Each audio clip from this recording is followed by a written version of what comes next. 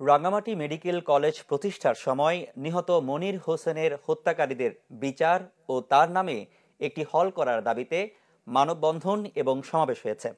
সকালে পার্বত্য চট্টগ্রাম ছাত্র পরিষদের ব্যানারে মেডিকেল কলেজের প্রধান ফটকের সামনে এই কর্মসূচি পালিত হয়। বক্তারা বলেন, 2015 সালের 10 জানুয়ারি মেডিকেল কলেজ চালুর সময় আনন্দ শোভাযাত্রায় মেডিকেল কলেজ বিরোধীদের হামলায় মনির নিহত হন।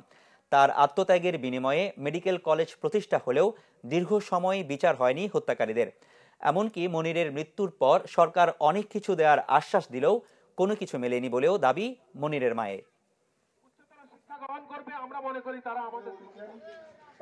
ছেলে আমার সান্ত্বনা দিয়ে কয় যে মা, আমি যদি মারাও যাই কোনো দুঃখ নাই, কিন্তু এই মেডিকেল কলেজের উচিলায় আমি মারা গেলাম।